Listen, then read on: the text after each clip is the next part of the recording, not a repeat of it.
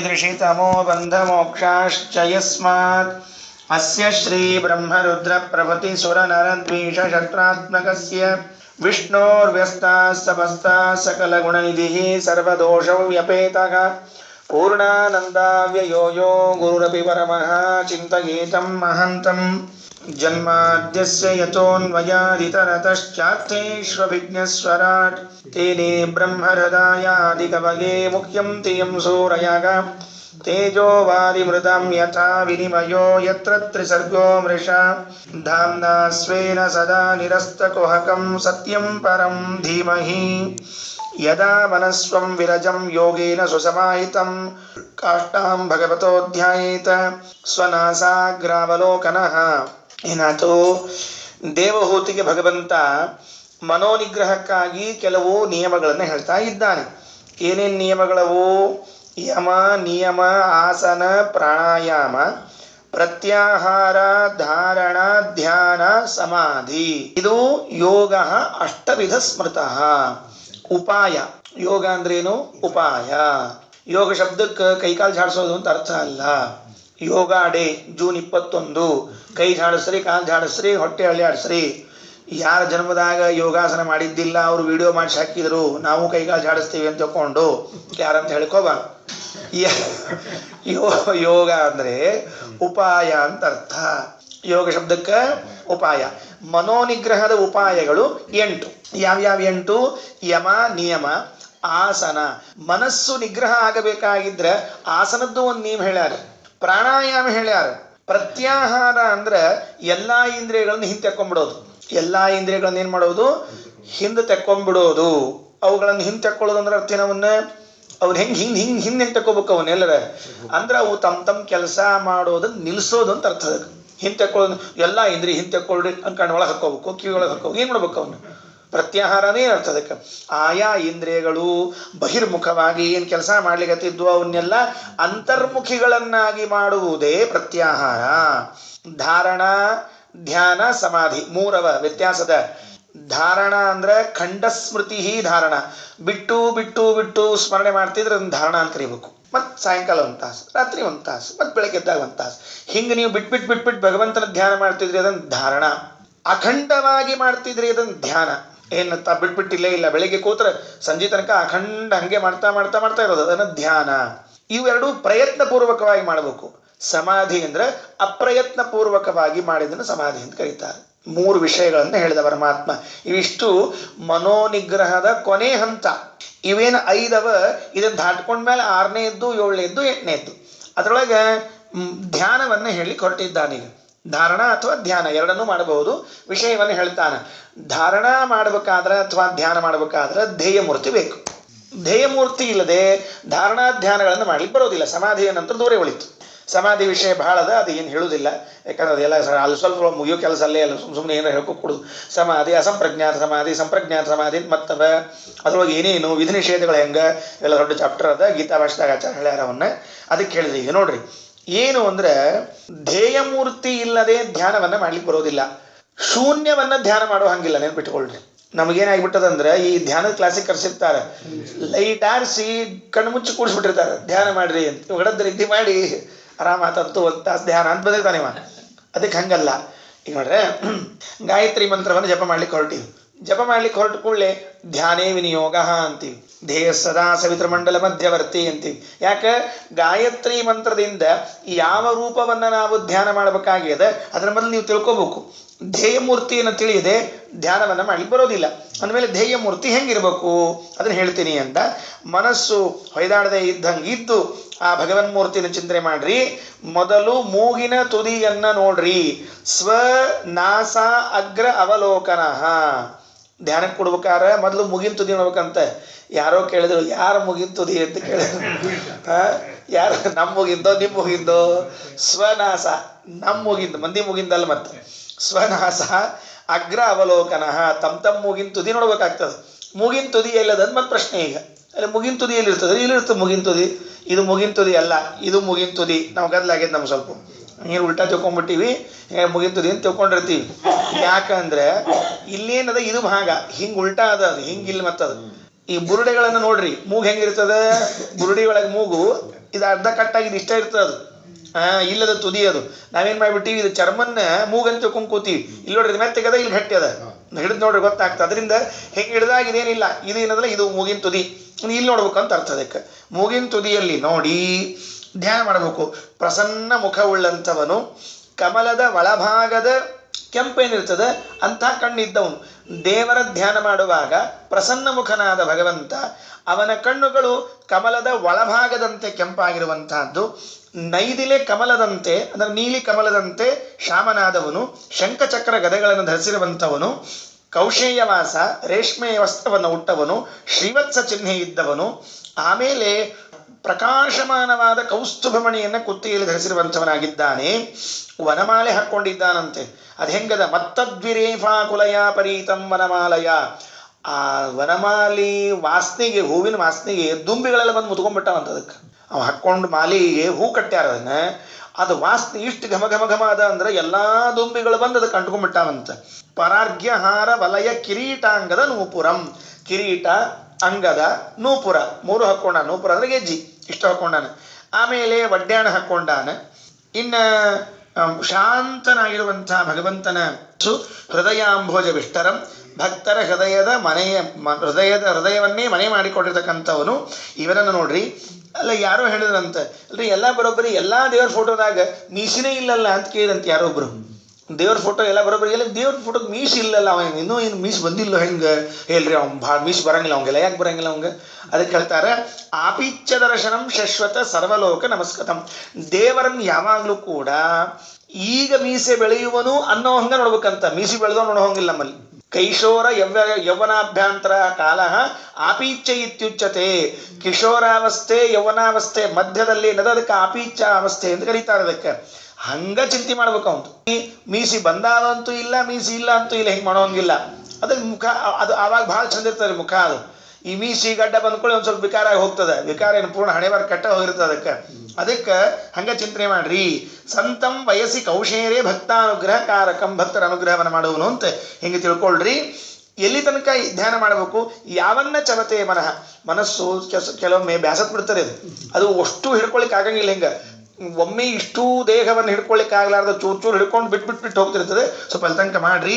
ಹೆಂಗೆ ಧ್ಯಾನ ಮಾಡಬೇಕು ಅಂತ ಕೇಳಿದ್ರೆ, ಕೂತ ಭಗವಂತನನ್ನ ಅಥವಾ ನಡೆದಾಡುವ ಭಗವಂತನನ್ನ ಅಥವಾ ಮಲಗಿರುವ ಭಗವಂತನನ್ನ, ಕುಳಿತಿರುವ ಭಗವಂತನನ್ನ, ಹೀಗೆಲ್ಲ ಯಾವ್ಯಾವ ರೀತಿಯಿಂದ ಸಾಧ್ಯದ ಅಂತಹ ಭಗವಂತನ ಚಿಂತನೆ ಮಾಡ್ರಿ ಅಂತ ಹೇಳಿ ಆ ಭಗವಂತನ ಧ್ಯೇಯ ಮೂರ್ತಿಯನ್ನು ಮತ್ತೆ ತಿಳಿಸ್ತೀನಿ ಅಂತ ಹೇಳಿದರು. ಸಂಪೂರ್ಣವಾಗಿ ಧ್ಯಾನ ಮಾಡ್ಲಿಕ್ಕೆ ಆಗದೇ ಇದ್ರೆ ಒಂದೊಂದೇ ಅಂಗಗಳನ್ನಾದರೂ ಮಾಡಬಹುದು. ಸಂಪೂರ್ಣವಾಗಿ ಮಾಡೋದನ್ನ ಧ್ಯಾನ, ಒಂದೊಂದೇ ಅಂಗಗಳನ್ನು ಮಾಡೋದನ್ನ ಧಾರಣ ಅಂತ ಕರಿತೀವಿ ಅಂತ ದೇವರು ಉಪದೇಶ ಮಾಡಿ ಆ ಧ್ಯೇಯ ಮೂರ್ತಿಯನ್ನು ಇನ್ನಿಷ್ಟು ವಿಸ್ತಾರವಾಗಿ ಹೇಳ್ತಾರೆ. ಸಂಚಿಂತಗೇದ್ ಭಗವತಶ್ಚರಣಾರವಿಂದಂ ವಜ್ರಾಂಕುಶಧ್ವಜ ಸರೋರುಹ ಲಾಂಛನಾಢ್ಯಂ ಉತ್ತುಂಗ ರಕ್ತ ವಿಲಸನ್ನಖ ಚಕ್ರವಾಲ ಜ್ಯೋತ್ಸ್ನಾಭಿರಾಹತ ಮಹದೃದಯಾಂಧಕಾರಂ. ಭಗವತಃ ಚರಣಾರವಿಂದಂ ಧ್ಯಾಯೇತ ಸಂಚಿಂತಯೇತ. ಭಗವಂತನ ಪಾದಕಮಲಗಳನ್ನು ಹೀಗೆ ಚಿಂತನೆ ಮಾಡ್ರಿ. ಏನು? ವಜ್ರ, ಅಂಕುಶ, ಧ್ವಜ, ಆಮೇಲೆ ಕಮಲ, ಇವುಗಳೇ ಆ ಚಿಹ್ನೆಗಳಾಗಿ ಉಳ್ಳ ಪಾದ. ಭಗವಂತನ ಪಾದದಲ್ಲಿ ಏನೇನವ? ಇಷ್ಟೆಲ್ಲ ಚಿಹ್ನೆಗಳವ. ಆಮೇಲೆ ಅದು ಉಗುರು, ಉತ್ತುಂಗ ರಕ್ತ ವಿಲಸನ್ನಖ ಚಕ್ರವಾಲ, ಅದು ಎತ್ತರದಂತ ಕೆಂಪದ ಅಂತ ಅಂಥ ಉಗುರುಗಳನ್ನು ಚಿಂತನೆ ಮಾಡ್ರಿ. ಉತ್ತುಂಗ ರಕ್ತ ವಿಲಸನ್ನಖ ಚಕ್ರವಾಲ ಜ್ಯೋತ್ಸ್ನಾಭಿಹಿ, ಆ ಉಗುರಿನಿಂದ ಬರುವಂತಹ ಬೆಳಕಿನಿಂದ ಒಳಗೇನು ಕತ್ತಲೆ ಅದ ಅದೆಲ್ಲ ಹೋಗ್ತಾ ಅದ ಅಂತ. ಹೃದಯದ ಒಳಗೇನು ಕತ್ತಲೆ ಅದ, ಮಹದ್ ಹೃದಯ ಅಂಧಕಾರಂ, ಹೃದಯದಲ್ಲಿ ಇದ್ದ ಕತ್ತಲೆಯನ್ನು ಕಳ್ಕೊಳ್ಳೋದಕ್ಕಾಗಿ ಭಗವಂತನ ಉಗುರಿನ ಚಿಂತನೆಯನ್ನು ಮಾಡ್ರಿ. ಯಚ್ಚೌಚ ನಿಸೃತ ಸರಿತ್ ಪ್ರವರೋದಕೇನ ತೀರ್ಥೇನ ಮೂರ್ಧ್ನಿ ಅಧಿಧೃತೇನ ಶಿವ ಶಿವೋಭೂತ್ ಧ್ಯಾತುರ್ಮನಃ ಶಮನ ಶೈಲ ನಿಸೃಷ್ಟ ವಜ್ರಂ ಧ್ಯಾಯೇಚ್ಚಿರಂ ಭಗವತಶ್ಚರಣಾರವಿಂದಂ. ಯಚ್ಚೌಚ, ಯಾರ್ ಕಾಲ್ ತೊಳ್ಕೊಂಡದ್ ನೀರು. ಶಬ್ದ ಹೆಂಗಡೆ ನೋಡ್ರಿ ದೇವರು. ಶೌಚ ಅಂದ್ರೆ ಏನು ಗೊತ್ತಲ್ಲ, ಕಾಲ್ ತೊಳ್ಕೊಳ್ಳೋದಂತ ಅರ್ಥ. ಅದಕ್ಕೆ ಬೇರೆ ಬೇರೆ ಅರ್ಥವ ಇರಲಿ. ಯಚ್ಚೌಚ ನಿಸೃತ ಸರಿತ್ ಪ್ರವರೋದಕೇನ, ಅವ ಕಾಲ್ ತೊಳ್ಕೊಂಡ್ ನೀರು ಶ್ರೇಷ್ಠ ನೀರು ಅಂತ ಕರೆಸ್ಕೊಂತು. ಅದೇನಾಯ್ತು? ತೀರ್ಥೇನ, ತೀರ್ಥ ಆತದು. ಮೊದಲು ನೋಡ್ರಿ, ಅವ ಕಾಲು ತೊಳ್ಕೊಂಡದ್ದು ಫಸ್ಟ್ ಸ್ಟೆಪ್, ಅವ ಕಾಲು ತೊಳ್ಕೊಂಡದ್ದು. ಆಮೇಲೆ ಅದು ಸರಿಪ್ರವರ ಆಯ್ತು, ಶ್ರೇಷ್ಠ ಆಯಿತು. ಆ ನೀರು ತೀರ್ಥೇನ, ತೀರ್ಥ ಆಗ್ಬಿಡುತ್ತೆ ಅಂತ. ಅದಕ್ಕೆ ಹಂತ ಹಂತವಾಗಿ ಬೆಳ್ಕೋದು ಬಂದದ್ದು. ಗಂಗಾಸ್ತಕ್ಕೆ ಹಂಗೆ ಏನು ಬಂದಿಲ್ಲದು. ಮೊದಲು ಗಂಗಾ ಭಗವಂತನ ಪಾದ ತೊಳಿತು, ತೊಳೆದ ಮೇಲೆ ನದಿ ಶ್ರೇಷ್ಠ ನದಿ ಅಂತ ಆತು, ಆಮೇಲೆ ತೀರ್ಥ ಅಂತ ಆತು. ಇಷ್ಟು ಹಂತ ದಾಟಬೇಕ್ರಿ ಅದಕ್ಕೆ. ಒಮ್ಮೆ ಹುಟ್ಟಿದ್ಕೊಂಡು ಸುಧಾ ಪಂಡಿತ ಅಂತ ಹಿಂಗಾಗಬಾರ್ದು. ನಮ್ಮ ಹುಡುಗ ಹುಟ್ಟಿದಾಗ ಸುಧಾ ಪಂಡಿತ ಇತ್ತು, ಇದೇನು ಗುರುಕುಲ ಕಟ್ಟು ಹೋಗಿತ್ತು ಅಭ್ಯಾಸಕ್ಕೆ, ಹಿಂಗಲ್ಲಿಗೆ ಹೋಗಬಾರ್ದು. ಭಯಂಕರ ಹೇಳ್ತಿರ್ತಾರಲ್ಲ, ನಮ್ಮ ಹುಡುಗ ಹುಟ್ಟ ಜೀನಿಯಸ್ ರೀ ಆಚಾರ. ನೋಡಿದ್ರೆ ಗೊತ್ತಾಗ್ತಾವ, ಅವ್ರು ನೋಡಿದ್ರೆ ಗೊತ್ತಾಗ್ತಾವ. 3 ಕ್ಲಾಸ್ ಒಂದೇ ಕ್ಲಾಸ್ನಾಗ 3 ಸಲ ಕೂತಾನಲ್ಲ, ಗೊತ್ತಾಗ್ತೇವೆ ಜೀನಿಯಸ್ ಅಂತೇಳಿ. SSLC ಎಷ್ಟು ದಿವಸಕ್ಕೆ ಪಾಸ್ ಮಾಡಿದ? 8 ವರ್ಷಕ್ಕೆ ಪಾಸ್ ಮಾಡಿದಂತೆ SSLC. ಅಲ್ಲೋ ಪೇಪರ್ 6 ಇದ್ದು 8 ವರ್ಷಕ್ಕೆ ಹೆಂಗೆ ಪಾಸ್ ಮಾಡಿದ? ಒಂದು ಪೇಪರ್ 2 ಸಲ ಪಾಸ್. ಅವ ಜೀನಿಯಸ್ ಅಲ್ಲವ. ಅಂದ್ರೆ ಹಂತ ಹಂತವಾಗಿ ಮುಟ್ಕೋತ್ ಬರ್ಬೇಕು. ಯಕ್ಷೌಚ ನಿಸೃತ ಸರಿತ್ ಪ್ರವರೋದಕೇನ ತೀರ್ಥೇನ ಮೂರ್ಧ್ನಿ ಅಧಿಧೃತೇನ ಶಿವ ಶಿವೋಭೂತ್. ರುದ್ರದೇವರು ಮಂಗಳ ಅಂತಾಗ್ಲಿಕ್ಕೆ ಕಾರಣ ಗಂಗೆಯನ್ನು ಧರಿಸಿದ್ದಕ್ಕೆ, ಭಗವಂತನ ಪಾದೋದಕವಾದ ತೀರ್ಥವನ್ನು ಧರಿಸಿದ್ದಕ್ಕಾಗಿ ರುದ್ರದೇವರು ಶಿವ ಅಂತ ಕರೆಸ್ಕೊಂಡ್ರು. ಮತ್ತೆ ಹೆಂಗದ? ಧ್ಯಾತುರ್ಮನಃ, ಧ್ಯಾನ ಮಾಡುವರ ಮನಸ್ಸಿನಲ್ಲಿ ಶಮಲ ಶೈಲ ನಿಸೃಷ್ಟ ವಜ್ರಂ, ಅದು ವಜ್ರಾಯುಧ ಅಂತ. ಎದಕ್ಕೆ ವಜ್ರಾಯುಧ? ಧ್ಯಾನ ಮಾಡುವರ ಮನಸ್ಸಿನಲ್ಲೇನು ಶಮಲ ಪಾಪ ಅದ, ಅದೇ ಶೈಲ ಪರ್ವತ, ಅದನ್ನ ಕತ್ತರಿಸ್ಲಿಕ್ಕೆ ವಜ್ರಾಯುಧ ಅಂತೆ ಅದಂತ. ಧ್ಯಾತುರ್ ಮನಃ ಶಮಲ, ನೋಡ್ರಿ, ಶಮಲ ಶೈಲ, ಶೈಲ ಅಂದ್ರೆ ಪರ್ವತ. ಶೈಲಾಧಿರಾಜತನಯ, ಶೈಲಾಧಿರಾಜತನಯ ಅಂದ್ರೆ ಪಾರ್ವತಿ ಅಂತ ಅರ್ಥ. ಅದಕ್ಕೆ ಶೈಲ ಅಂದ್ರೆ ಪರ್ವತ, ಶಮಲ ಶೈಲ ಅಂದ್ರೆ ಪಾಪದ ಪರ್ವತ. ಅದಕ್ಕ ವಜ್ರ, ಭಗವಂತನ ಪಾದ ಹೆಂಗದ? ಕತ್ತರಿಸಿ ಹಾಕ್ತದ. ಇಂತಹ ಭಗವಂತನ ಪಾದವನ್ನ ಚಿಂತನೆ ಮಾಡ್ರಿ. ಸ್ವಲ್ಪ ಮ್ಯಾಲೆ ಬಂದ್ರು, ಪಾದದ ಮೇಲೆ. ಊರು ಸುಪರ್ಣ ಭುಜಯೋರಧಿ ಶೋಭಮಾನೋ. ಊರು ಎರಡೂ ತೊಡೆಗಳು, ಎಲ್ಲಿಂದ? ಪಾದದ ಮ್ಯಾಲಿಂದ ಏನು ಭಾಗದ? ಇಷ್ಟು. ಓಜೋ ನಿಧಿ ಸ್ವತಸಿಕಾ ಕುಸುಮಾವಭಾಸೋ, ಒಳ್ಳೆ ಹೂವಿನಂತೆ ಬಣ್ಣ, ಪರಿಮಳ. ಆಮೇಲೆ ಸುವರ್ಣ ಭುಜಯೋ ಅಧಿಶೋಭಮಾನೌ, ಏನದು? ಗರುಡನ ಭುಜದ ಮೇಲೆ ಶೋಭಾಯಮಾನವಾದದ್ದು. ನಾವು ಹಿಂಗ ಚಿಂತನೆ, ಗರುಡ ದೇವರು ಹಿಂಗೆ ಕೈ ಹಿಡ್ಕೊಂಡಾರ, ಅದರ ಮೇಲೆ ಭಗವಂತ ಹಿಂಗೆ ತನ್ನ ಕಾಲಿಟ್ಟಾನ ಅಂತ ಹಿಂಗ ಚಿಂತನೆ ಮಾಡ್ಬೇಕು ನಾವು. ಗರುಡಾರೂಢನಾದ ಭಗವಂತನನ್ನೇ ಚಿಂತನೆ ಮಾಡಬೇಕೇ ವಿನಃ ಬರೇ ಸುಮ್ಮನೆ ದೇವ್ರ ಖಾಲಿ ಕೂತಾನೆ, ಹಿಂಗೆ ತಲೆ ಕಾಲು ಬಿಡ್ಕೊಂಡು ಜೋತುಂಗ್ ಕೂತಾನ ಅಂತ ಹಿಂಗೆ ಚಿಂತನೆ ಮಾಡೋ ಹಂಗಿಲ್ಲ. ಊರು ಸುಪರ್ಣ ಭುಜಯೋ ಅಧಿಶೋಭಮಾನೋ, ಓಜೋ ನಿಧಿ ಪ್ರಕಾಶಮಾನವಾದದ್ದು. ವ್ಯಾಲಂಬ ಪೀತವರವಾಸಿ ವರ್ತಮಾನ, ಅಲ್ಲಿ ತನಕ ಇಳಿಬಿಟ್ಟದಂತ ಒಂದು ಧೋತ್ರ, ಅವನದೇನು ರೇಷ್ಮೆ ಮಡಿಯದ, ಅದು ಅಲ್ಲಿ ತನಕ ಇಳಿಬಿಟ್ಟದ, ಸೊಂಟದಿಂದ ಅಲ್ಲಿ ತನಕ. ಕಾಂಚಿ ಕಲಾಪ ಪರಿರಂಬಿ ನಿತಂಬ ಮಂಬ, ಒಡ್ಡಾಣ ಬೇರೆ ಹಾಕ್ಕೊಂಡ ಅದ್ರ ಮೇಲೆ ನಮ್ಮ ದೇವರು. ಉಡ್ದಾರ ಅಂತ ಅರ್ಥ ಅದಕ್ಕೆ. ಹೆಣ್ಮಕ್ಳು ಹಾಕೊಂಡ್ರು ಒಡ್ಡಾಣ, ಗಂಡಸರು ಹಾಕೊಂಡು ಉಡ್ದಾರ. ಎರಡೂ ಖರ್ಚಾದಾಗ ಒದ್ಯಾಟ, ಇಷ್ಟು ಲೆಕ್ಕ. ಇದು ಉಡ್ದಾರ, ಅದು ಒಡ್ಡಾಡ, ಇವು ಒದ್ಯಾಟ, 3 ಕೆಲಸ ಇರ್ತಾವ. ಕಾಂಚಿ ಕಲಾಪ ಪರಿರಂಬಿ ನಿತಂಬ ಮಂಬ ನಾಭಿಹೃದಂ ಭುವನ ಕೋಶ ಗುಹೋದರಸ್ಥಂ ಯತ್ರಾತ್ಮಯೋನಿಧಿಷಣಾಖಿಲ ಲೋಕ ಪದ್ಮಂ. ಭಗವಂತನ ನಾಭಿಯನ್ನು ಚಿಂತನೆ ಮಾಡ್ರಿ. ಏನದು ಭಗವಂತನ ನಾಭಿಯಲ್ಲಿ? ಅದು ಭುವನ ಕೋಶ, 14 ಲೋಕಗಳ ಕೋಶ, ಅದು ಬ್ರಹ್ಮಾಂಡ. ಅಲ್ಲಿ ಒಳಗೆ ಸೇರ್ಕೊಂಡ್ಬಿಟ್ಟದಂತ. ಎಲ್ಲಿ ಸೇರ್ಕೊಂಡದ? ಭಗವಂತ ನಾಭಿ ಒಳಗೆ ಸೇರ್ಕೊಂಡ್ಬಿಟ್ಟದ. ಯತ್ರ ಆತ್ಮಯೋನಿಧಿಷಣ ಅಖಿಲ ಲೋಕ ಪದ್ಮಂ, ಅದು ಬ್ರಹ್ಮದೇವ್ರ ಮನಿ ಏನು ಕಮಲದ ನೋಡ್ರಿ, ಅದು ಅಲ್ಲೇ ಸೇರ್ಕೊಂಡದಂತ. ಬ್ರಹ್ಮದೇವ್ರ ಮನಿ ಯಾವ್ದ್ರಿ? ಕಮಲ. ಅದರದ್ದು ಏರಿಯಾ ಇಲ್ಲದ. ಅವರು ಫಸ್ಟ್ ಫ್ಲೋರ್ನಾಗ ಇರ್ತಾರೆ. ಬ್ರಹ್ಮದೇವ್ರ ಮಡಿ ಬರೋದಿಲ್ಲ, ಮತ್ತೆ ನೆನ್ಬಿಟ್ಟು ಫಸ್ಟ್ ಫ್ಲೋರ್ನಾಗ ಇದ್ದಾರೆ. ಸ್ವಪ್ನಾಚಾರ ಬ್ರಹ್ಮದೇವ್ರ ಮಡಿ ಬರ್ತಾರಲ್ಲ, ಫಸ್ಟ್ ಫ್ಲೋರ್ನಾಗ ಇದ್ದಾರೆ ಅವರು. ಯಾಕೆ? ಕಮಲ ಹಿಂಗೆ ಮೇಲದ್ರೆ ಅದು ತೆಳಗ ಪಿಲ್ಲರ್ ಇರ್ಸ್ಯಾರ, ಆ ಪಿಲ್ಲರ್ ಮೇಲೆ ಹಿಂಗೆ ಕಮಲ ನಿಲ್ಸ್ಯಾರ, ಅದ್ರ ಮೇಲೆ ಬ್ರಹ್ಮದೇವ್ರ ಮನಿ ಅದ. ಫಸ್ಟ್ ಫ್ಲೋರ್ನಾಗ ಪೂಜೆ ಮಾಡ್ತಾರೆ ಬ್ರಹ್ಮದೇವ್ರು. ಹಂಗಾರೆ ಬರ್ತಾ ಅಂತಾರೆ ಹಂಗಾರೆ, ಹೇಳಿ ಸ್ವಾಮಿಗಳು ಹೇಳಿ ಬರ್ತದೆ ಹಿಂಗೆ ನೋಡ್ರಿ. ಅದಕ್ಕೇನಾಯ್ತು? ಯತ್ರ ಆತ್ಮಯೋನಿ, ಆತ್ಮಯೋನಿ ಅಂದ್ರೆ ಚತುರ್ಮುಖ ಬ್ರಹ್ಮದೇವರು. ಅವರ ಧಿಷ್ಣ್ಯ ಅಂದರೆ ವಾಸಸ್ಥಾನ ಯಾವುದದು? ಅಖಿಲ ಲೋಕ ಪದ್ಮ. ಎಲ್ಲ ಲೋಕಗಳಿಗೆ ಬೇಕಾದ ಸಾಮಗ್ರಿಯನ್ನು ಇಟ್ಕೊಂಡು ಆ ಕಮಲದಲ್ಲಿ ಕೂತ್ಕೊಂಡಿದ್ದಾರೆ. ಇಂಥದ್ದು ಭಗವಂತರ ನಾಭಿ ಕಮಲ ಅಂತ ಚಿಂತನೆ ಮಾಡ್ರಿ. ವ್ಯೂಢಂ ಹರಿನ್ ಮುಣಿ ಮುಷಸ್ತನಯೋರ ಮುಷ್ಯ ಧ್ಯಾಯೇದ್ವಯಂ ವಿತತಹಾರ ಮಯೂಕ ಘೋರಂ. ಆ ಭಗವಂತನ ನೀಲಿಯಾದ ವಕ್ಷಸ್ಥಳದ ಮೇಲೆ ಬಿಳಿ ಬಿಳಿಯಾದ ಮುತ್ತಿನ ಹಾರಗಳನ್ನು ಹಾಕಿದ್ದಾರಂತೆ. ಮೊದಲೇ ನೀಲಿ ಬಣ್ಣವ, ನೀಲಿ ಬಣ್ಣದ ದೇವರ ವಕ್ಷಸ್ಥಳದ ಮೇಲೆ ಬೆಳ್ಳಗಿನ ಮುತ್ತಿನ ಹಾರವನ್ನು ಸುರಿಸಿದ್ದಾರೆ. ವಕ್ಷ, ಆ ಎದೆಯನ್ನು ಚಿಂತನೆ ಮಾಡ್ಬೇಕಂತ. ಏದದು ಮಹಾವಿಭೂತೇ ಅಧಿವಾಸಂ, ಲಕ್ಷ್ಮೀದೇವಿಯ ವಾಸಸ್ಥಾನ. ಇವು ದೇಹದೊಳಗೆ ಎಲ್ಲರೂ ಮನೆ ಮಾಡ್ಕೊಂಡ್ಬಿಟ್ಟಾರೆ ಅವಂಗ. ಒಬ್ಬರು ನಾಭಿ ಒಳಗೆ, ಒಬ್ಬರು ಎದಿ ಮೇಲೆ, ಒಬ್ಬರು ಕಣ್ಣಾಗ, ಒಬ್ಬರು ಕಿವ್ಯಾಗ, ಮೂಗ್ನ್ಯಾಗ, ಎಲ್ಲಾರು ಹೆದರ್ಕೊಂಡು ಅಲ್ಲೇ ಮನೆ ಮಾಡ್ಕೊಂಡ್ಬಿಟ್ರೆ ಸುಮ್ ಬೇಡ ಬೇಡ ಅಂತ ತಿಳ್ಕೊಂಡು ಹೇಳಿ. ಯಾವ ಏರಿಯಾದಾಗ ಇದ್ರೆ ನಮ್ಗೆ ಅನುಕೂಲ ಇರ್ತದೆ ಮಾಡ್ಬಡ್ಡಿ, ಹಂಗಾರೆ ಕಪಿಲಾಚಾರಕ್ಕೆ ಮಾಡ್ಬಡ್ಡಿ ಬಂದ್ಬಿಟ್ರೆ ಮುಗಿದು ಹೋದ್ ಕೆಲಸ. ಬೇಡ ಬೇಡ ಎಲ್ಲಿದ್ರೆ ಅಲ್ಲಿ ಅನುಕೂಲ ಇರ್ತದೆ ಅಂದ್ರೆ ಅಲ್ಲೇ ಬಂದ್ಬಿಟ್ರೆ ಮುಗಿದು ಹೋದ್. ವಕ್ಷೋಧಿವಾಸಂ, ವಕ್ಷಃ ಅಧಿವಾಸಂ ಯಾರ್ದು? ಮಹಾವಿಭೂತೇ ಮಹಾಲಕ್ಷ್ಮೀ ದೇವಿಯ ವಾಸಸ್ಥಾನ ಆಗ್ಯದ. ಅದು ಹೆಂಗದ ಭಗವಂತನ ಎದಿ ಅಂದ್ರೆ ಪುಂಸಾಂ ಮನೋನಯನ ನಿರ್ವೃತಿ ಮಾದದಾನಂ, ಮನುಷ್ಯರ ಜೀವರಾಶಿಗಳ ಮನಸ್ಸಿಗೂ ಕಣ್ಣಿಗೂ ಆನಂದವನ್ನು ತಂದುಕೊಡುವಂತಹ ವಕ್ಷಸ್ಥಳ. ಕಂಠಂಚ ಕೌಸ್ತುಭಮಣಿರಧಿಭೂಷಣಾರ್ಥಂ, ಕಂಠದಲ್ಲಿ ಒಂದು ಕೌಸ್ತುಭಮಣಿಯನ್ನು ಹಾಕೊಂಡಿದ್ದಾರೆ. ಬಾಹೂಂಶ್ಚ ಮಂದರಗಿರೇ ಪರಿವರ್ತದೇನ ನಿರ್ಣಿಕ್ತ ಬಾಹುವಲಯಾನಧಿ ಲೋಕಪಾಲಾನ್, ಮಂದರಗಿರೇಹೇ ಪರಿವರ್ತನೇನ ಬಾಹೂನ್ ನೋಡ್ಕೊಡ್ರಿ ಎಷ್ಟು ಚಂದದ. ಬಾಹುನ್ ಚಿಂತೆಯೇತ್, ಭಗವಂತನ ಬಾಹುಗಳನ್ನು ಚಿಂತನೆ ಮಾಡಬೇಕು.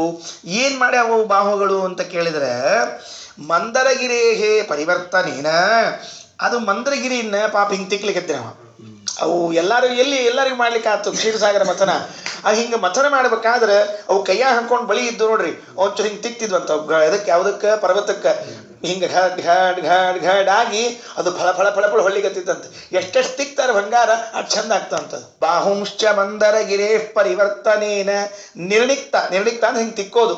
ನಿರ್ಣಿಕ್ತ ಬಾಹುವಲಯಾನಧಿ ಲೋಕಪಾಲಾನ್, ಲೋಕಪಾಲಕರಿಗೆ ಆಶ್ರಯವಾಗಿರ್ತಕ್ಕಂಥದ್ದು. ಮತ್ತೆಂತಹದ್ದು? ಸಂಚಿಂತಗೆ ದಶಶತಾರ ಮಸಹ್ಯ ತೇಜ, ಚಕ್ರ 1000 ಹಲ್ಲುಗಳು ಉಳ್ಳಂತಹ, ದಶಶತ 1000 ಹಲ್ಲುಗಳು ಉಳ್ಳಂತಹ ಚಕ್ರದಿಂದ ಕೂಡಿದ್ದಾಗಿದೆ ಭಗವಂತನ ಕೈ. ಶಂಖಂ ತತ್ಕರ ಸರೋರುಹ ರಾಜಹಂಸಂ, ಅದು ನೋಡಿದ್ರೆ ಅದು ಶಂಖ ಹೆಂಗೆ ಕಾಣಿಸ್ತದ್ರಿ ದೇವ್ರ ಕೈಯಾಗಿದ್ದ ಶಂಖ ಅಂದ್ರೆ, ಅವನ ಕರ ದೇವರ ಕೈಯ, ಅದು ಸರ ಅಂದ್ರೆ ದೇವರ ಕೈ ಎಂಬ ಸರೋವರ, ಅದರಲ್ಲಿ ರುಹ ಇರುವಂತಹ ರಾಜಹಂಸದಂತೆ ಕಾಣ್ತದಂತ. ಯಾವುದು? ಶಂಖ ಬೆಳ್ಳಗದನ. ಈಗ ಹೆಂಗ ಸರೋವರದೊಳಗೆ ಹಂಸ ಪಕ್ಷಿಗಳು ಇರ್ತಾವ, ಹಂಗ ದೇವರ ಕೈ ಎಂಬ ಸರೋವರದಲ್ಲಿದ್ದ ರಾಜಹಂಸದಂತೆ ಶಂಖ ಇತ್ತು ಅಂತ ವರ್ಣನೆ ಮಾಡ್ತಾನೆ ದೇವ್ರು. ಅವಂಗೂ ಚಲೋ ಸಾಹಿತ್ಯ ಬರ್ತಿತ್ತು ದೇವ್ರಿಗೂ. ಅವನು ಅಮರಕೋಶ ಮುಖೇಶ ಬಾಬಟ್ ಮಾಡಿದ್ದ, ಅವನು 2 ರಾಮ ಎಲ್ಲ ಘಟ್ ಮಾಡಿದ್ದಾವ. ಹಿಂಗಾಗಿ ತತ್ಕರ ಸರೋವರ ರಾಜಹಂಸಂ. ಕೌಮೋದಕೀಂ, ಅದೇ ಕೈಯಲ್ಲಿರುವಂತಹ ಗದೆಯನ್ನು ಚಿಂತನೆ ಮಾಡ್ರಿ ಹೆಂಗದ. ದಿಗ್ಧಾಂ ಅರಾತಿ ಭಟ ಶೋಣಿತ ಕರ್ದಮೇನ, ಶತ್ರುಗಳ ಭಟರ ಶೋಣಿತ ರಕ್ತದ ಕರ್ದಮ ಕೆಸರ್ ಹತ್ತಿದ್ದ ಗದ ಅಂತ ಚಿಂತನೆ ಮಾಡ್ಬೇಕಂತದ್ದು. ಹೆಂಗ್ ಚಿಂತನೆ ಮಾಡ್ಕೊ? ಅವ್ನ ಗದ ಹೆಂಗದ? ಅರಾತಿ ಅಂದ್ರೆ ಶತ್ರುಗಳು, ಭಟ ಅಂದ್ರೆ ಸೈನಿಕರು, ಶೋಣಿತ ಅಂದ್ರೆ ರಕ್ತ. ಅರಾತಿ ಭಟ ಶೋಣಿತ, ಮುಂದಿನದ ಕರ್ದಮ ಅಂದ್ರೆ ಕೆಸರು. ಅವ ಇಷ್ಟು ಶತ್ರು ದೈತ್ಯನ ಸಂಹಾರ ಮಾಡ್ಯಾನ. ಹೊಡೆದು ಆ ರಕ್ತ ಪಚ್ ಪಚ್ ಪಚ್ ಪಚ್ ಅಂಟಿ ರಾಡಿ ಹಾಕಿ ಕೂತ್ಬಿಡಿದ್ರು ಇದ್ರೊಳಗ ಗದಾದವಾಗ. ಆಮೇಲೆ ಮಾಲೆ ಹಾಕೊಂಡಿದ್ದಾನೆ. ಚೈತ್ಯಸ್ಯ ತತ್ವಮವಲಂಬಣಿ ಮತ್ಸ್ಯ ಕಂಠೆ, ಆ ಕಂಠದಲ್ಲಿದ್ದ ಕೌಸ್ತುಭಮಣಿಯನ್ನು ಮತ್ತೊಮ್ಮೆ ಹೇಳ್ತಾರೆ.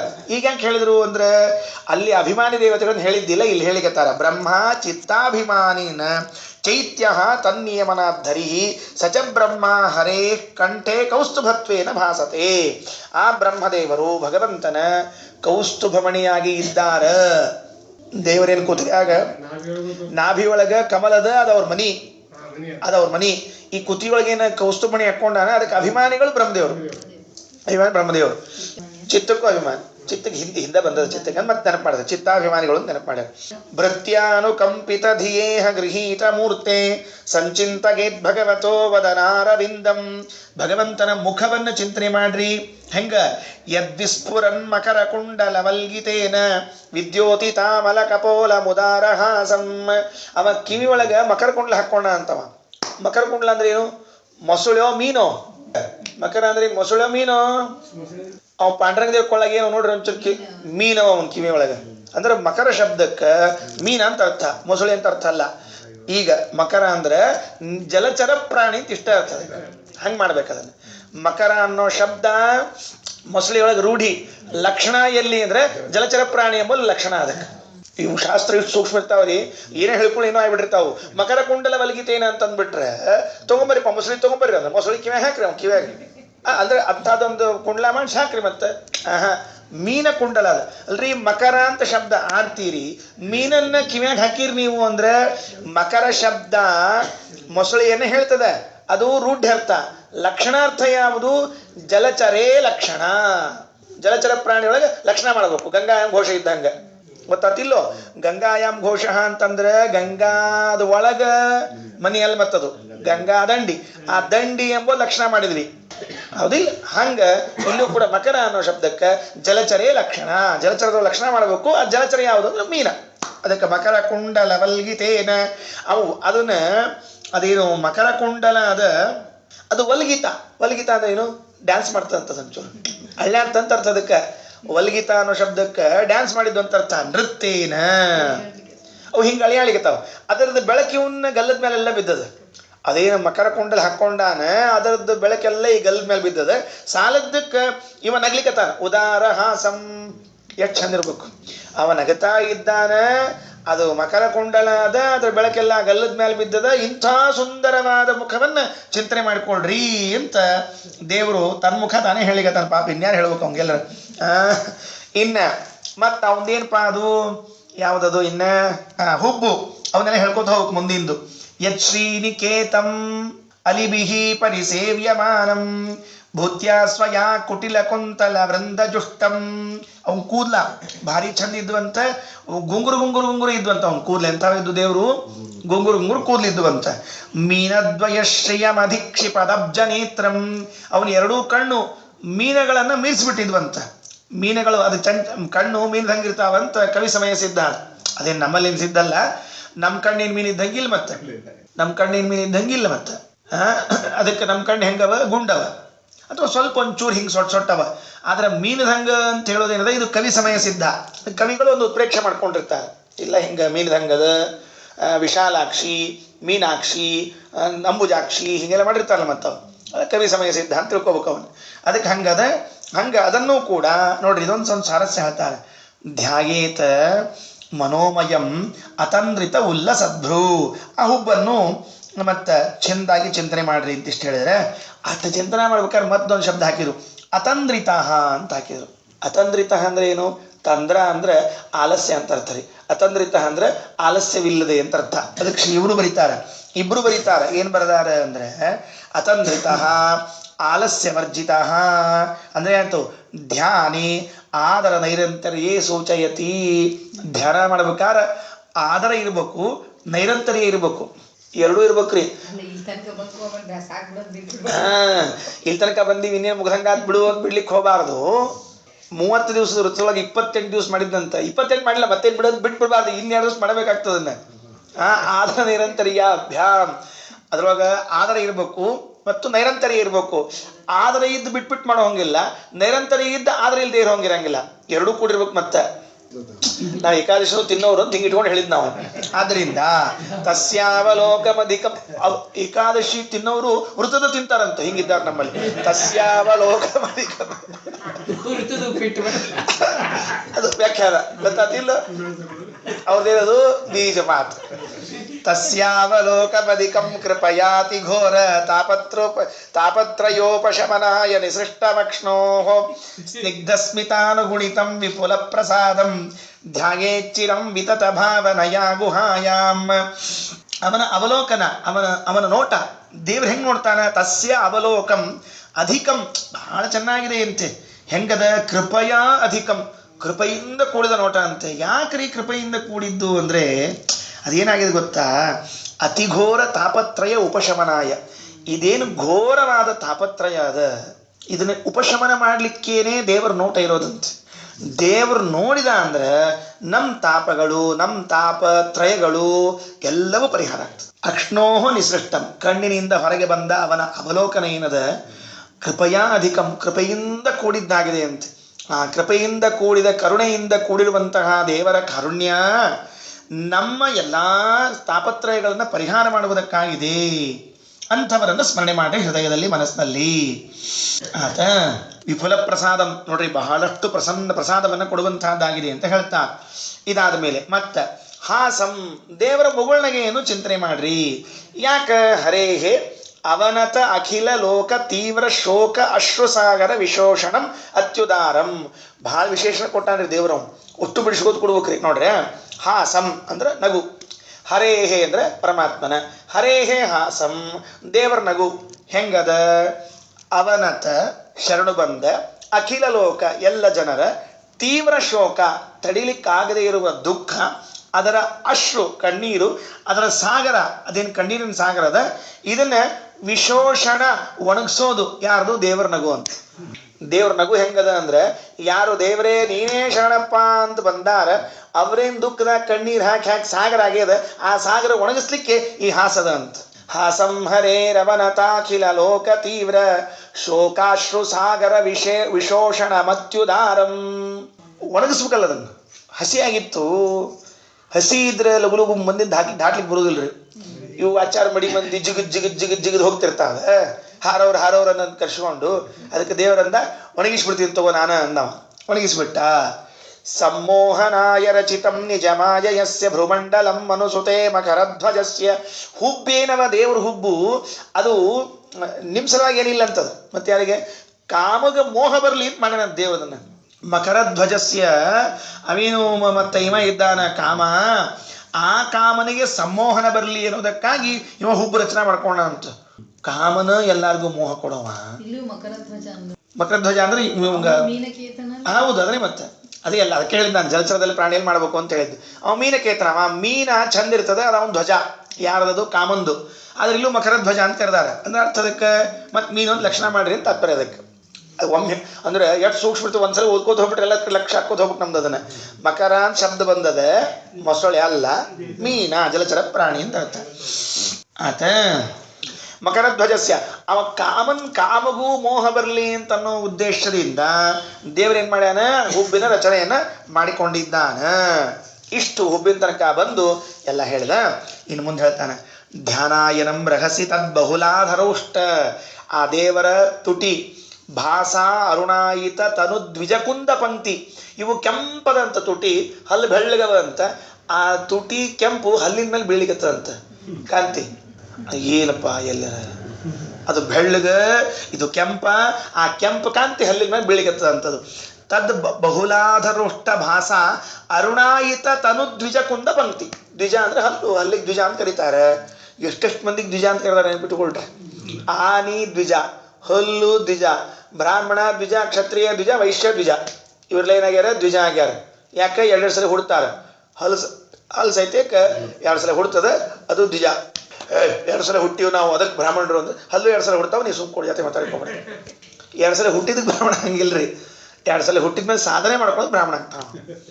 ಅದಕ್ಕೆ ಹೇಳಿದರು ಅವ ಧ್ಯಾಗೇತ್, ಇಂತಹ ಭಗವಂತನನ್ನ ಭಕ್ತಿಯಿಂದ ಆರ್ದ್ರವಾದ ಮನಸ್ಸಿನಿಂದ ನಾವು ಚಿಂತನೆಯನ್ನು ಮಾಡಬೇಕು. ನ ಪೃಥಕ್ ದಿಕ್ಷೇತ್, ಇನ್ನು ಹೊರ ಎಲ್ಲೆಲ್ಲೆಲ್ಲೂ ನೋಡಬಾರ್ದು, ಏನೂ ಚಿಂತನೆ ಮಾಡಬಾರ್ದು. ಕೇವಲ ಭಗವಂತನ ಚಿಂತನೆ ಮಾಡಬೇಕು. ಹಿಂಗ ನಿತ್ಯ ಮಾಡ್ಕೋತ ಇದ್ರೆ ಇದೇ ಕೆಲಸ ದಿವಸ ಮಾಡ್ಬೇಕಂತ. ಆಗೇನಾಗ್ತದೆ ಅಂದ್ರೆ ಮೀನ ಗಾಳಕ್ಕೆ ಸಿಗ್ತದಂತ. ದೇವ್ರು ಹೇಳೋನೊಂದು ಹೊಸ ಶಬ್ದ ಇರದ, ಮೀನ ಗಾಳಕ್ಕೆ ಸಿಗ್ತದಂತ. ಯಾವ ಮೀನ? ಗಾಳ ಯಾವುದು? ಶುರು ಆಯ್ತು ಮತ್ತೆ ಏನಂತಾರ ನೋಡ್ರಿ. ಚಿತ್ತ ಬಡಿಶಾಹ, ನಮ್ಮ ಮನಸ್ಸೆಂಬ ಗಾಳಕ್ಕೆ ದೇವರೆಂಬ ಮೀನ ಸಿಗ್ತಾನಂತ. ಇಲ್ಲ ಸಿಗಂಗಿಲ್ಲಂತ ಹೆಂಗೆ ಹೇಳ್ಯಾನ? ಏವಂ ಹರೋ ಭಗವತಿ ಪ್ರತಿಲಬ್ಧ ಭಾವ. ಹೀಗೆ ಭಗವಂತನಲ್ಲಿ ಮನಸ್ಸನ್ನು ಇಟ್ಕೊಂಡು ಭಕ್ತಿಯಿಂದ ಉತ್ಪುಲಕ ಪ್ರಮೋದ ದ್ರವಧೃದಯ, ಮನಸ್ಸು ಕರಗಬೇಕಂತ, ಅದು ಆನಂದ ಭರಿತವಾಗಿರಬೇಕು. ಔತ್ಕಂಠ್ಯ ಭಷ್ಪಕಲೆಯ ಮುಹುರದ್ಯಮಾನ, ಕಣ್ಣೀರು ಹಾಕ್ಬೇಕಂತ. ದೇವರೇ ಇಂಥ ನಿನ್ನ ರೂಪ ಎಷ್ಟೊತ್ತು ನೋಡ್ತೀವೋ ಬಿಡ್ತೀವೋ ಗೊತ್ತಿಲ್ಲ, ಮತ್ ತೋರಿಸು ಅಂತಿರ್ಬೇಕಂತೆ. ಹೀಗೆ ಮಾಡ್ತಾ ಇದ್ರೆ ತಚ್ಚಾಪಿ ಚಿತ್ತ ಬಡಿಶಂ ಶನಕೈರ್ವಿಯುಂಕ್ತೆ. ಹಿಂಗ ವಿಯೋಗ ಅಂದ್ರೆ ವಿಶೇಷಣ ಯೋಗ ಸಂಬಂಧ ಆಗ್ತದೆ. ಚಿತ್ತ ಬಡಿಶ ಅಂದ್ರೆ ನಮ್ಮ ಮನಸ್ಸೆಂಬ ಮೀನ ಹಿಡಿಯೋ ಗಾಳ, ಅದಕ್ಕೆ ಬಡಿಶ ಅಂತ ಕರೀತಾರೆ. ಇದಕ್ಕೆ ಸಂಸ್ಕೃತದೊಳಗೆ ಗಾಳಕ್ಕೇನು ಕರೀತಾರೆ? ಬಡಿಶ. ಮನಸ್ಸೆಂಬ ಗಾಳಕ್ಕೆ ಪರಮಾತ್ಮನೆಂಬ ಮೀನ ಸಿಗ್ತಾನ. ಹಿಂಗೆ ಹೇಳಿದ್ರು. ಇದಾದ ಮೇಲೆ ಮುಂದೆ ಹೇಳ್ತಾನೆ ಏನು ಅಂದ್ರೆ, ಇನ್ನೊಂದೆರಡು ಶ್ಲೋಕ ಹೇಳಿ ಮುಗಿಸ್ಬಿಡ್ತೀನಿ. ಈ ಅಧ್ಯಾಯ ಮುಗಿದು ಹೋಗ್ತಾ ಅಂದ್ರೆ, ಮುಕ್ತಾಶ್ರಯಂ ಯರ್ಹಿ ನಿರ್ವಿಷಯಂ ಸ್ವಚಿತ್ತಂ ನಿರ್ವಾಣ ಮೃಚ್ಛತಿ ಮನಸ್ಸಘಸಾ ಯಥಾರ್ಚಿಃ ಆತ್ಮಾನಮತ್ರ ಪುರುಷೋ ವ್ಯವಧಾನಮೇಕ ಮನ್ವೀಕ್ಷತೆ ಪ್ರತಿನಿವೃತ್ತ ಗುಣಪ್ರಭಾಗ. ನೋಡ್ರಿ, ಹಿಂಗೆ ಅಪರೋಕ್ಷ ಜ್ಞಾನ ಆದಮೇಲೆ ಪ್ರಾಕೃತವಾದ ಮನಸ್ಸು ನಷ್ಟ ಆಗ್ತದೆ. ಅಂದರೆ ಇದು ಧ್ಯಾನದ ಫಲ ಏನು ಅಂತ ಹೇಳಿಕತ್ತಾರ. ಧ್ಯಾನವನ್ನು ಮಾಡಿ ಮಾಡಿ ಮಾಡಿ ಮಾಡಿ ನಮ್ದೇನು ಈ ಪ್ರಾಕೃತವಾದ ಮನಸ್ಸದ ಇದು ಹೋಗ್ಲಿಕ್ಕೆ ಶುರುವಾಗ್ತದೆ. ಸ್ವರೂಪಭೂತವಾದ ಮನಸ್ಸದ ಅಲ್ಲಿಗೆ ಹೋಗ್ಬೇಕು, ಇದು ಹೋಗ್ತದೆ. ಹೆಂಗ ಅದಕ್ಕೆ ಬರೀತಾರ, ಪ್ರಾಕೃತ ಅಂತಃಕರಣೇನಷ್ಟೇ ಭಗವದಿತರ ಸ್ಮರಣ ತ್ಯಾಗೇನ ನಿರಾಯಾಸ ಸಮಾಧಿ ಫಲಂ ಅಪ್ರಯತ್ನೇನ ಯದ್ಧರಿಧ್ಯಾನಂ ತತ್ಫಲಂ ಬ್ರೂತೆ. ಆ ಭಗವಂತನ ಧ್ಯಾನ ಮಾಡಿದ್ದರ ಫಲ ಏನು, ಸಮಾಧಿ ಮಾಡಿದ್ದರ ಫಲ ಏನು ಅದನ್ನು ಹೇಳ್ತೀವಿ. ಮುಕ್ತಾಶ್ರಯಂ, ಭಗವಂತನ ವಿಷಯವನ್ನ ಯಾವಾಗ ಚಿಂತನೆ ಮಾಡ್ಲಿಕ್ಕೆ ಶುರು ಮಾಡ್ತದೋ ಈ ಚಿತ್ತ, ಆಗ ನಿರ್ವಿಷಯಂ, ಹೊರಗಿನ ಯಾವ ವಿಷಯಗಳು ಇರೋದಿಲ್ಲ. ಏನಾಗ್ತದೆ, ಹೊರಗಿನ ವಿಷಯಗಳನ್ನ ಬಿಟ್ಬಿಡ್ತದೆ, ಒಳಗಿಂದ ಒಂದೇ ವಿಷಯ ಕೂತಿರ್ತದೆ. ನಿರ್ವಾಣ ಮೃಚ್ಛತಿ ಮನಃ, ಆಗ ಮನಸ್ಸು ಏನಾಗ್ತದೆ, ನಿರ್ವಾಣ ಮೋಕ್ಷ ಹೊಂತದ. ಅಂದ್ರೆ ಅದು ಕಲ್ಚ್ಕೊಂಡ್ಬಿಡ್ತದೆ. ಹೆಂಗ, ಸಹಸಾ ಯಥಾ ಅರ್ಚಿಹಿ. ಒಂದು ದೃಷ್ಟಾಂತ ಕೊಡ್ತಾನೆ. ಏನು, ಅದು ದೀಪ ಶಾಂತ ಆಗ್ತದಂತ. ಯಾಕಾಗ್ತದೆ ಅಂದ್ರೆ ಅದಕ್ಕೆ ಬತ್ತಿ ಇಲ್ಲ ಅಂದ್ರೆ, ಅದಕ್ಕೆ ಎಣ್ಣೆ ಇಲ್ಲ ಅಂದ್ರೆ ಶಾಂತ ಆಗ್ತದೆ. ಬತ್ತಿ ಎಣ್ಣೆ ಇಲ್ಲದೆ ಹೋದ್ರೆ ಓದ್ಬಿಡ್ಲೆ. ಯಥಾ ಅರ್ಚಿಹಿ ದೀಪ ತೈಲವರ್ತ್ಯ ಭಾವೇ ಸಹಸಾ ನಶ್ಯತಿ. ಅದು ತೈಲ ಮತ್ತು ಎಣ್ಣೆ ಬತ್ತಿ ಇಲ್ಲ ಅಂದ್ರೆ ದೀಪ ಇರ್ತದೆ ತಲೆ. ಅದಕ್ಕೆ ಹಂಗ ನಮ್ಮ ಮನಸ್ಸು ಕೂಡ ಶಬ್ದಾದಿ ವಿಷಯಗಳನ್ನು ಕಳ್ಕೊಳ್ತೀವಿ ಅಂದ್ರೆ ಅದಕ್ಕೆ ಎಣ್ಣೆ ಇಲ್ರಿ. ಅದಕ್ಕೆ ಪಾಪ ಎಣ್ಣೆ ಇಲ್ಲ ಅಂದ್ರೆ, ಬತ್ತಿಲ್ಲ ಅಂದ್ರೆ ಅದೇನು ಮಾಡ್ತದೆ ಮನಸ್ಸು ಎಲ್ಲರ, ಅದು ಶಾಂತ ಆಗಿ ಹೋಗ್ತದೆ. ಹೆಂಗ ದೀಪ ಶಾಂತ ಆದಂಗ. ಅದಕ್ಕೆ ಭಗವಂತನೊಬ್ಬನನ್ನೇ ನಿಲ್ಕೋಬೇಕು.